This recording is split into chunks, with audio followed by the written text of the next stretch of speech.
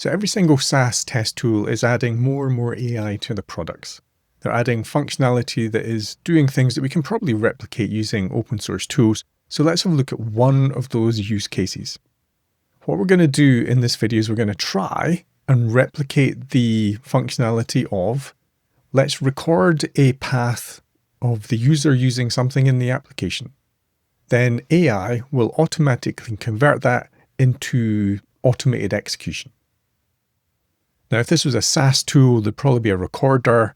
It would probably convert the recording into BDD, which we could review. Potentially, we could maintain and update. Then it will convert it into automated code, or it will just interpret the BDD and do some work. I have a project that uses WebDriver and Java. So I am going to get the AI to convert a Chrome DevTools recording into WebDriver with page objects. Let's see how we go. So I'm going to do this actually the hard way for the AI, because in the application to do some navigation, if I go into apps, then I can click through into triangle. That's all very simple to do and coordinate. If, however, I choose to navigate this way with apps, then triangle, then instructions, then the actual triangle app, it may find that a little bit hard to do because you have to open things, close them. So I'm going to deliberately do a recording that is a little bit harder for the recorder or the AI to handle. So we're going to use the standard Chrome DevTools recorder. So I'm just going to create a recording. I'll call it triangle. And so we can see it's recorded the current page. Now I'm just going to go on to apps, open triangle. We'll look at the instructions. And then we'll try and use the triangle application. So I'll say 1, 2, 3, not a triangle. Then let's do 2, 2, 3. That's a triangle. Isosceles. Let's stop the recording. So now if I wanted to, I could play this back in the browser. Let's try and do that. And so it's using the same timing that I did. And you can see now it's timed out. It's timed out because the sidebar wasn't open. So I'm just going to export this to JSON. Now I can see we've got a lot of Puppeteer exports, but I don't think Puppeteer is even maintained anymore. But the JSON export should be good enough. Let's have a quick look at what the JSON file has got. So because it's JSON, it should be better almost for the AI tooling to read. It's got triangle, it's got all the URLs, it's got what we tried to do, it's got the selectors. So the AI tooling can probably map this onto information that's actually in the code base or create page objects. We've already seen that AI can create page objects for us. So, all right, so I'm in my code base in Warp. I'm just going to run open code from here.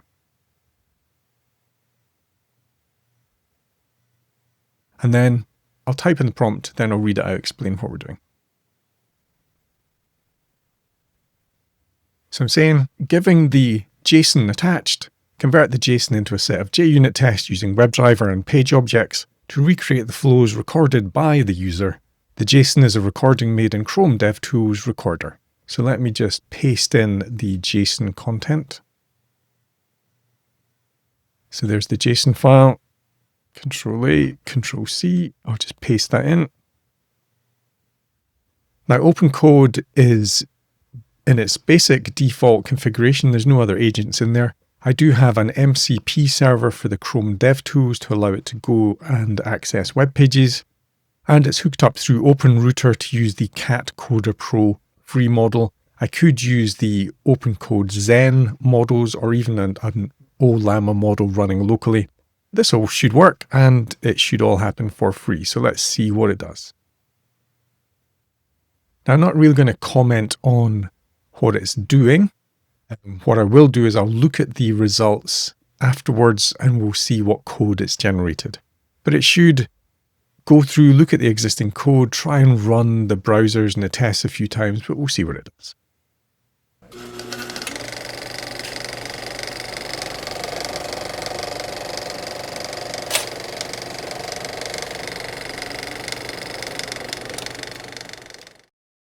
So we saw it, write a lot of code, a lot of page objects.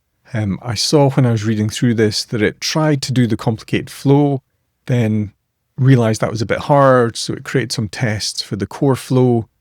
And let's look at the actual code to see really where it's done, because it's told us some stuff here, but the real truth is in the code itself.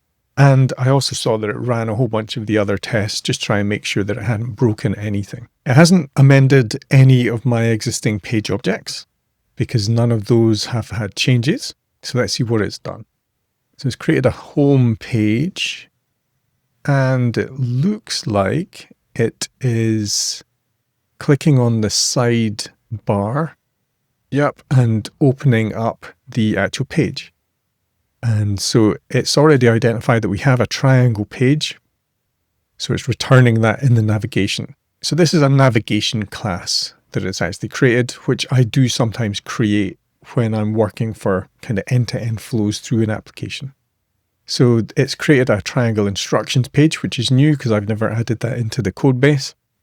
It's using the existing patterns that I had in the code base. So it's using my abstraction for the domain and the URL. We can see that these aren't being used, so it hasn't added these in a test. Let's see what it's done. So it's created 2 tests here. So this is a very raw test conversion of the recorded flow, and it hasn't really used any of the abstractions. So this, if you added this in your code base, would not be maintainable.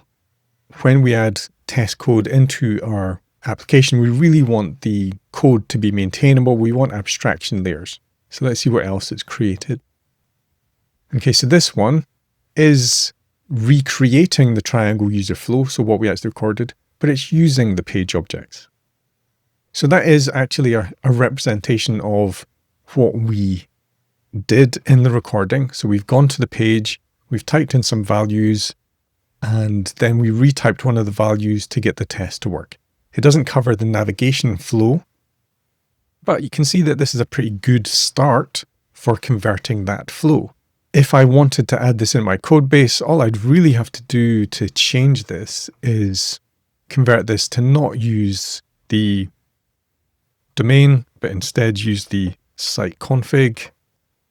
The real important thing for this video is what I did was record in the Chrome DevTools recording and converted that recording into code using AI.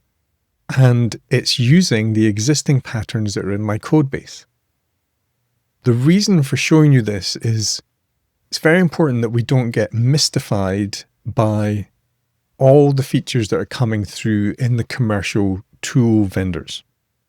We already have recorders if we want to use that. We don't need to convert all our tests into BDD.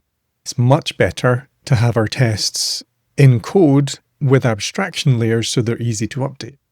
We don't necessarily need to have auto-healing, particularly if we have abstractions which allow us to check what's going on. I was looking at this going, okay, I would probably want to change that so that this is hidden behind an abstraction. So I've got a little bit of work to do to tidy this up, but this is a good start.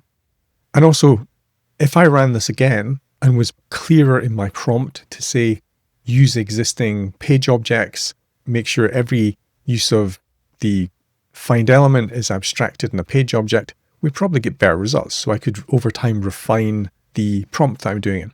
Remember, tool vendors are creating agents, which are well-defined prompts, which will do the work in a robust fashion.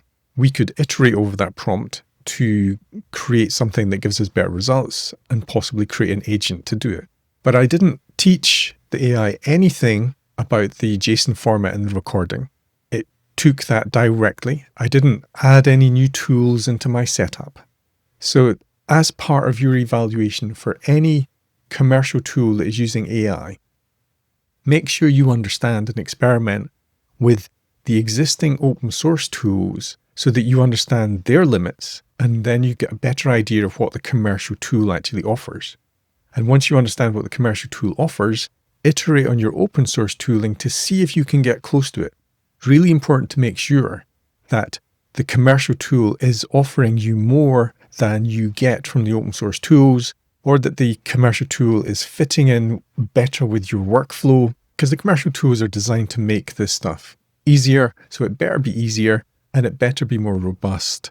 But hopefully that demo is useful, and we'll see you in one of the other videos.